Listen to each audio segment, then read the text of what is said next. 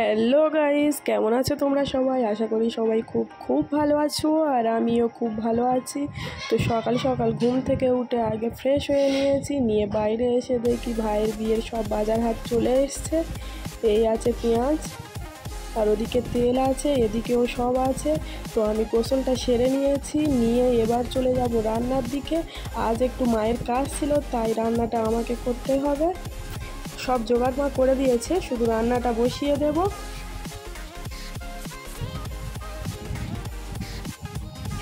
এখানে সরনা শাক দিয়ে আলুর একটা ভাজা হচ্ছে, আর এখানে আলু লাল লাল করে ভেজে নিচ্ছি, কারণ মুরগির মাংস রান্না হবে। আর এদিকে মা উচ্ছেও কেটে রেখে দিয়েছে, ভাতটাও আগে করা হয়ে গেছে। আর একদিকে মুরগি ম্যারিনেট করা ছিল, এটা এবার ভালো করে কষিয়ে নেব। রান্নাটা হয়ে গেলে দুপুরে খাওয়া দাওয়ার পরে একটু বেরোবো বাইরে। তো বেরোনোর জন্য মেয়েকে রেডি করে নিয়েছি সবার ফার্স্ট, আর তারপরে আমিও রেডি হয়ে গেছি। বাই।